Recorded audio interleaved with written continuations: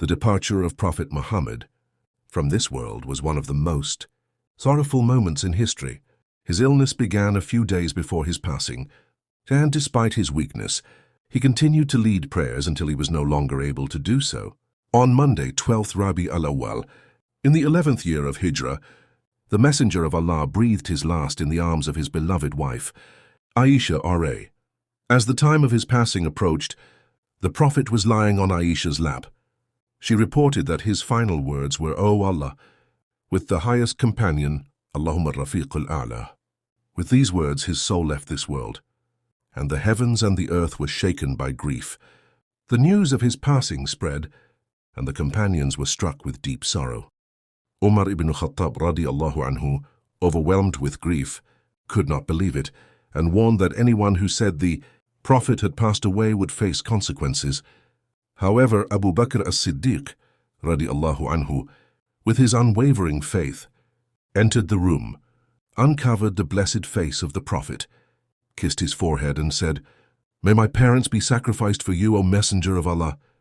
You were beautiful in life, and you are beautiful in death. By Allah, Allah will never let you die twice." He then addressed the people and recited, "Muhammad is no more than a messenger. Many were the messengers that passed away before him. If he died or was slain, will you then turn back on your heels?" Hearing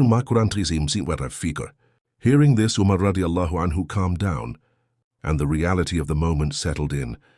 When the time came to prepare the blessed body of the Prophet, his close family members and companions performed the sacred duty. Ali ibn Abi Talib radiallahu anhu, Abbas ibn Abdul Muttalib, Fadl ibn Abbas radiallahu anhu, Quthum ibn Abbas radiallahu anhu, Usama ibn Zayd radiallahu anhu, and Shukran radiallahu anhu were among those who gave him the Ghusl. It is reported in authentic narrations that his blessed body emitted a fragrance more beautiful than musk, and the water used in his Ghusl did not change in purity. After washing, the Prophet was wrapped in 3 white sheets without a cap or turban. The Prophet's funeral prayer was unlike any other. There was no formal imam leading it. Instead, people entered the room in small groups, starting with his family, then the Muhajirun, then the Ansar, and finally the general public. Each person stood in reverence, offering individual prayers for the Messenger of Allah. This continued throughout Tuesday, with thousands of people praying for him. The Prophet had instructed that prophets should be buried at the spot where they pass away. Therefore, his grave was dug in the very place where he departed, inside Aisha's chamber. The digging of the grave was done by Abu Talha radiallahu anhu in the style of a lahad, a niche-like grave. When the time came for burial, Ali radiallahu anhu, Abbas radiallahu anhu, Fazal radiallahu anhu, and Quthum radiallahu anhu descended into the grave and gently laid the Prophet to rest.